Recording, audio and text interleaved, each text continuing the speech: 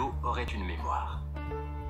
Les expériences réalisées aux quatre coins du globe ont confirmé que l'eau a la capacité de recevoir et d'enregistrer l'empreinte de toute influence extérieure, mémorisant tout ce qui se passe dans son environnement proche.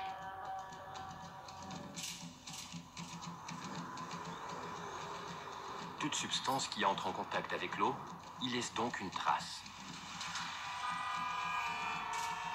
Nos ancêtres ne l'avaient-ils pas deviné quand ils transformaient l'eau ordinaire en eau curative en utilisant des récipients en argent? À ce jour, l'eau structurée ou dynamique est le meilleur antibiotique qui soit, à tel point que l'armée américaine a utilisé cette eau en Irak et en Afghanistan. Il suffit d'une molécule sur 100 millions de molécules d'eau potable pour détruire tous les germes présents dans une plaie. Le président des États-Unis utilise de l'eau structurée pour se désinfecter les mains. Alors, je me suis interrogé, comment est-ce possible? En enregistrant les informations, l'eau acquiert de nouvelles caractéristiques. Pourtant, sa composition chimique reste intacte.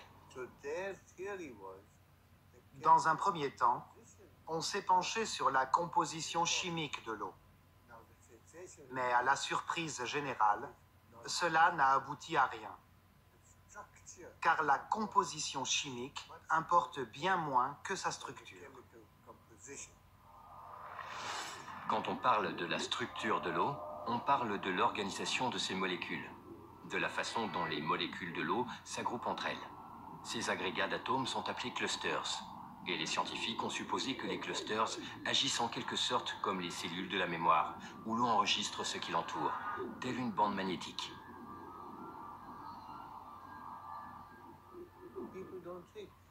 Les gens ne se doutent pas que l'eau change lorsqu'on allume la lumière, ou que, sous l'influence d'un champ électrique, l'eau peut changer. Nos recherches actuelles vont dans cette direction. De toute évidence, l'eau reste de l'eau. Mais sa structure, tout comme un système nerveux, réagit à chaque irritation. Les instruments modernes ont permis de mesurer que chaque cellule de mémoire de l'eau, de la taille d'un micron, contient 440 000 tables d'informations. Et chacune de ces tables peut enregistrer son propre type d'interaction avec l'environnement.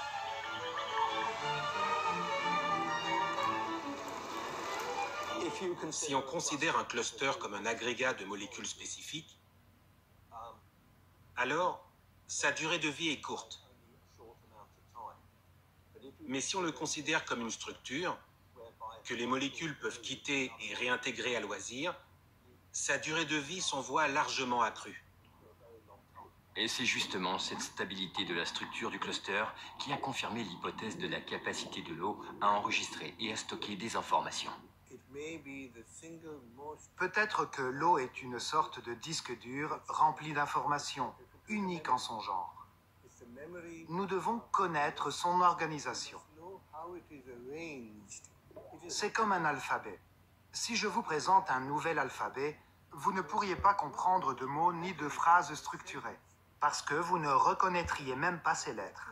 Donc la structure moléculaire est l'alphabet de l'eau. Grâce à elle, vous pouvez composer des programmes dans l'eau et vous pouvez les modifier.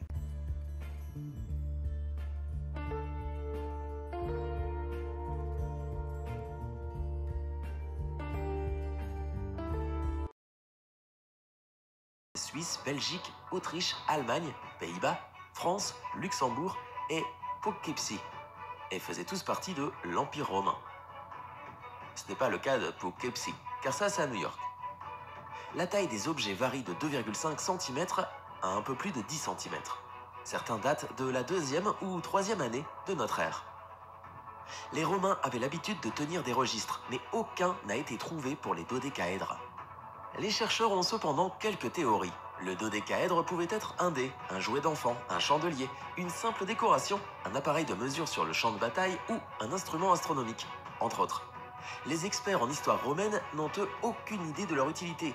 Les dodécaèdres romains demeurent donc un mystère à résoudre.